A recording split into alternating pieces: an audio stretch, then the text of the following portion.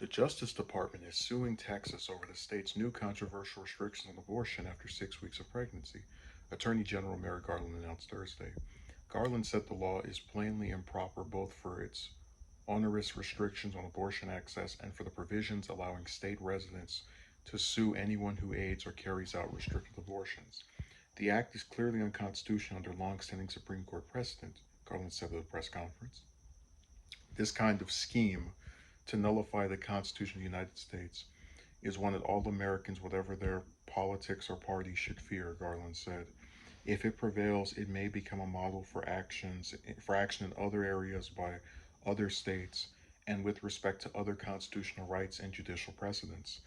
Nor need one think long or hard to realize the damage that would be done to our society if states were allowed to implement laws that empower any private individual to infringe on another's constitutionally protected rights in this way, he added. The move comes a week after the Supreme Court refused to block the state law, which would effectively ban most abortions.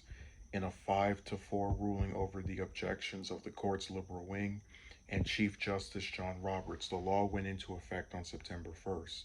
The lawsuit was filed Thursday afternoon in federal district court in Texas.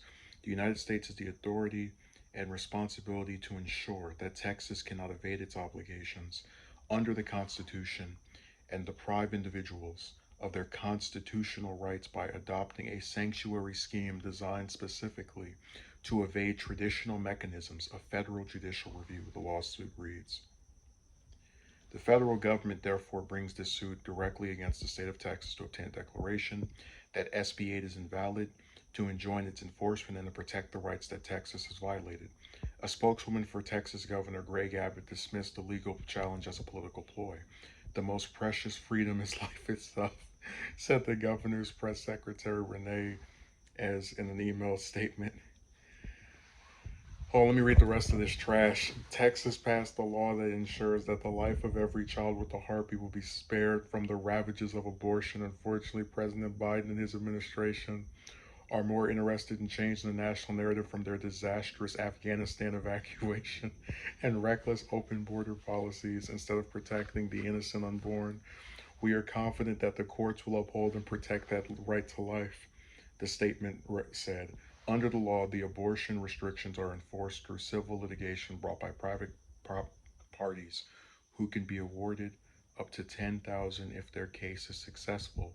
That scheme creates liability not only for doctors and medical personnel who perform abortions, but also for anyone who so much as drives a patient to obtain a restricted abortion. Jesus. So you're going to go after the person that drives the individual as well, which is, I'd say, probably the least offensive thing. I'm just driving this person up here, but I'm going to get punished too, that hypothetical. So I think the statement by the press secretary of Abbott is really goofy because, like, she claims that Biden is doing this to shift the narrative from his disastrous Afghanistan evacuation. But Biden is known to be a pro choice politician.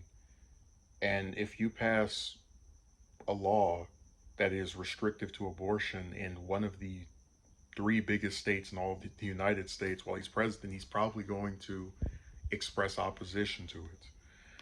Um, and really her statement just brings up all kind of stuff like what does getting out of Afghanistan have to do with you passing a restrictive abortion law?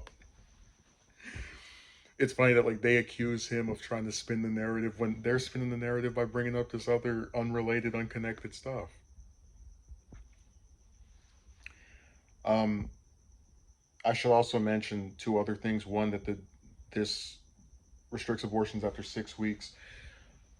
You do have some people who, and we talked about how this is an issue where I'm pro-choice, but it's not something I would do personally. There are individuals who might think, hey, this is a good idea to go through with this. Then after a few weeks or a month, they renege and decide to have the procedure done. So you don't just find out you've been knocked up and then instantly commit to it. Some people have a willingness to change their mind. Um, but I do agree with, unfortunately, the sentiment by Abbott's press secretary that that it's going to stick because the Supreme Court is run by mostly right wing people. And I want to give Chief Justice Roberts credit for being one of the four to rule in favor of getting rid of this law, of not upholding it, because he is someone who, and this has been pointed out by some other commentators in the liberal sphere, ever since Kavanaugh got in the court, but especially around the time that Gorsuch showed up, that's when we've seen Roberts like doing more things that are kind of moderate.